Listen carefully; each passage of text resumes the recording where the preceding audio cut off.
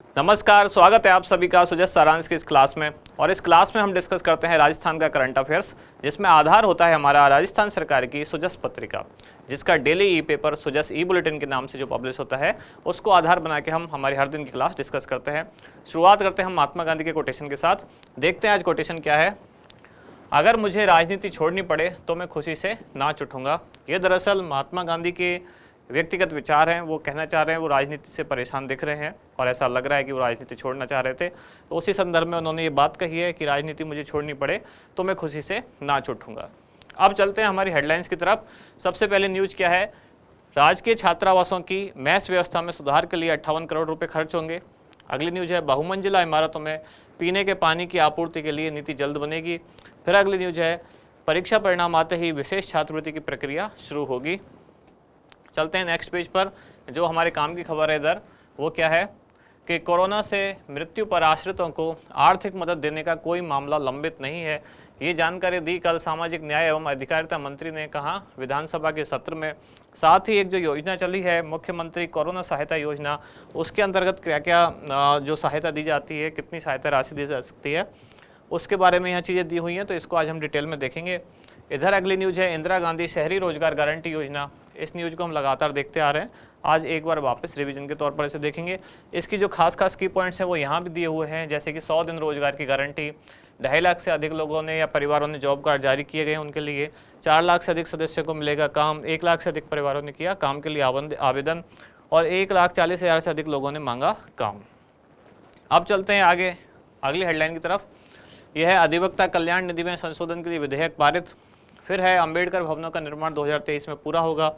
इधर एक न्यूज है, मंडियों में गैर कृषि उपज सहित अन्य जरूरत के सामान की बिक्री। फिर है, महाराजा गंगा सिंह विश्वविद्यालय बीकानेर में नए संकाय और पद सृजित।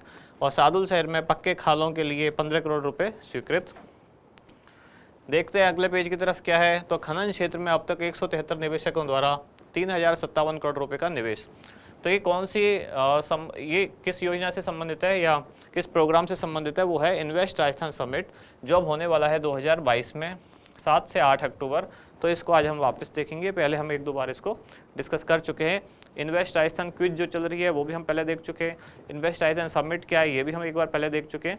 आज एक बार इनको वापस रिविजिट करेंगे। इधर जो राजस्थान सरकार के मुख्य काम हैं उनको दिया गया है। इनमें से ज़्यादातर चीज़ें हम पढ़ चुके हैं, जैसे फ्री इलाज, 10 लाख तक का बीमा, स्वास्थ्य बीमा, 5 लाख तक का दुर्घटना बीमा, इंदिरा गांधी शहरी रोजगार गारंटी, 100 दिन के रोजगार की गारंटी, किसानों का कर्जा माफ, मुख्यमंत्री किसान ऊर्जा मित्र योजना। तो इस तरह की सरकार की जो मेन स्कीम्स हैं वो यहाँ दी गई हैं, जो हम ज़्यादातर उनको पहले देख चुके हैं।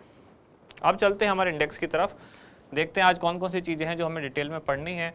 सबसे पहले मुख्यमंत्री कोरोना सहायता योजना, फिर है इंदिरा गांधी शहरी रोजगार गारंटी योजना, और उसके बाद इन्वेस्ट राजस्थान समिट 2022।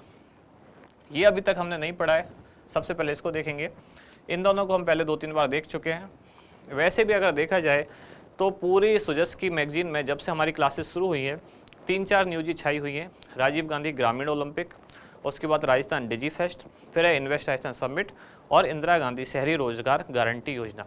तो ये 4-5 जो मेन खबर हैं यही बार बार रिपीट हो रही हैं। तो आप भी इनको एक बार अच्छे से स्ट्रॉन्ग कर लें, क्योंकि इंदिरा गांधी शहरी रोजगार गारंटी योजना ये अभी 9 सितंबर 2022 से शुरू हुई है। 2022 की ही स्कीम है। ऐसे ही इन्वेस्ट राजस्थान समिट 7 से 8 अक्टूबर में होना प्रस्तावित है। राजस्थान डिजी फेस्ट भी अभी हुआ अगस्त में। तो ये सारी लेटेस्ट चीज़ें जो पूछे जाने की संभावना ज़्यादा है। तो सबसे पहले मुख्यमंत्री कोरोना सहायता योजना, शुरुआत कब से हुई इसकी? 25 जून 2021 से। उद्देश्य क्या है? मुख्यमंत्री कोरोना सहायता योजना, नाम में ही उद्देश्य है कि कोरोना से जो प्रभावित हुए लोग, ये जो परिवार, उनको एक सहायता दी जाए। और वो सहायता कैसे कि अगर कोविड महामारी के दौरान राज्य में जो अनाथ हुए बच्चे हैं या विधवा महिलाएं एवं उनके बच्चों को आर्थिक, सामाजिक और शैक्षणिक संबल प्रदान करना, ये इस योजना का उद्देश्य है। अब ये आर्थिक संबल कितना होगा, क्या होगा, कौन कौन सी इनकी कैटेगरी है, वो हम आगे देखते हैं इसकी विशेषताओं में। पहले एक पॉइंट ये है कि संबंधित विभाग कौन सा है। तो संबंधित विभाग है सामाजिक न्याय एवं अधिकारिता विभाग राजस्थान। पहले भी एक बार हमने ये बात की थी कि समाज कल्याण से संबंधित जितनी भी योजनाएं हैं जिनमें कुछ आर्थिक संबल प्रदान किया जाता है, चाहे वो वृद्धावस्था पेंशन हो या विशेष योगजनों के लिए कुछ हो या महिलाओं के लिए कुछ हो, तो ऐसी योजना ज़्यादातर कौन सा विभाग संचालित करता है? सामाजिक न्याय एवं अधिकारिता विभाग, राजस्थान। विशेषताएं क्या है इसकी? तो जो बच्चे अनाथ हुए हैं, प्रत्येक अनाथ बच्चा मतलब ना उसके माता है ना उसके पिता है, कोरोना की वजह से दोनों का अगर देहांत हो गया है, तो ऐसे बालक बालिकाओं को तात्कालिक सहायता के लिए मतलब हाथों हाथ उनको एक मुश्त राशि 1 लाख रुपए दी जाएगी। आगे देखते हैं और क्या क्या दिया जाएगा। इसके अलावा 18 वर्ष की आयु होने तक उन बच्चों को 2500 रुपये प्रति माह एवं विद्यालय की पोशाक और पाठ्य पुस्तक आदि खरीदने के लिए 2000 रुपये वार्षिक दिए जाएंगे। मतलब 1 लाख रुपए तो उनको हाथों हाथ दिए जाएंगे ऐसे बच्चों को जिनके कोरोना की वजह से माता पिता दोनों का देहांत हो गया है। 1 लाख रुपए हाथों हाथ दिए जाएंगे। फिर 2500 रुपये हर महीने दिए जाएंगे। इसके अलावा 2000 रुपये साल में एक बार दिए जाएंगे। वो किस पर्पज़ के लिए दिए जाएंगे? विद्यालय यूनिफॉर्म जो है वो खरीदने के लिए, किताबें वगैरह खरीदने के लिए ये दिया जाएगा। और उसके बाद जब 18 साल की उनकी उम्र पूरी हो जाएगी तो 18 वर्ष की आयु पूर्ण होने पर 5 लाख रुपये उनको दिए जाएंगे। इन बच्चों की राजकीय विद्यालय में जो शिक्षा होगी कक्षा 12 तक वो निःशुल्क होगी। अब चलते हैं आगे। दूसरी कैटेगरी क्या है? एक तो हुए अनाथ बच्चे जिनकी माता या पिता दोनों नहीं है। दूसरा ऐसी महिलाएं जिनके पति का स्वर्गवास हो गया कोरोना की वजह से, तो विधवा महिला को 1 लाख रुपए की तात्कालिक सहायता मतलब ये एकमुश्त हाथों हाथ दिए जाएंगे और साथ ही 1500 रुपये प्रति माह उनको पेंशन दी जाएगी। अब तीसरी कैटेगरी जिसमें विधवा महिला के बच्चे मतलब ऐसे बच्चे जिनकी माता तो है लेकिन पिता उनके कोरोना की वजह से उनका देहांत हो चुका है, तो विधवा माता के बच्चों को 18 वर्ष की आयु तक कितने 1000 रुपये प्रति माह और विद्यालय पोशाक पाठ्य पुस्तक आदि खरीदने हेतु 2000 रुपये वार्षिक दे होंगे।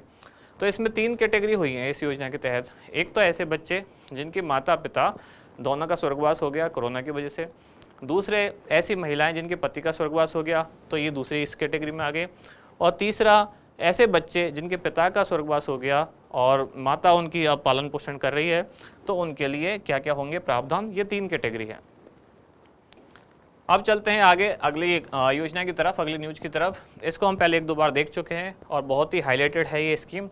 अगले एग्जाम में पूछे जाने की पूरी संभावना है, जो आने वाले जितने भी एग्जाम हैं उन सब में। क्यों? क्योंकि शुरुआत कब से हुई है? 9 सितंबर 2022, इसी महीने में शुरू हुई है। सबसे लेटेस्ट योजना यही है। घोषणा कब की गई थी इसकी? बजट 2022-23। और 2022-23 का बजट कब आया था? 23 फरवरी।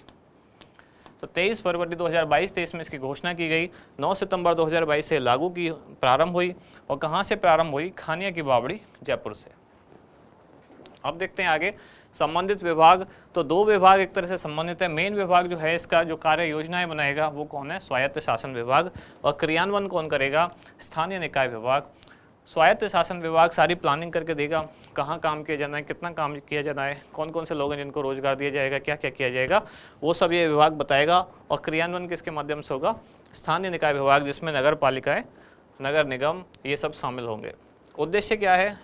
राज्य के शहरी क्षेत्रों की नगरीय निकायों की सीमा में निवास करने वाले परिवारों और उसमें भी विशेष रूप से आर्थिक रूप से कमजोर और असहाय परिवारों को या बेरोजगार परिवारों को आर्थिक संबल प्रदान करना। तो इसको हम पहले 2-3 बार देख चुके हैं। यही सेम चीज़ है कि इंदिरा गांधी शहरी रोजगार गारंटी योजना का उद्देश्य क्या है? शहरी क्षेत्रों में रहने वाले बेरोजगार लोगों को, आर्थिक रूप से कमजोर लोगों को 100 दिन के रोजगार की गारंटी देना 1 साल में। ये इसका सीधा सिंपल एक उद्देश्य है। आगे चलते हैं। अगली ये विशेषता है 100 दिन का रोजगार। आवेदन करने के लिए जन आधार नंबर अनिवार्य और साथ ही लाभार्थी द्वारा खुद या फिर ई मित्र के माध्यम से रजिस्ट्रेशन किया जा सकेगा।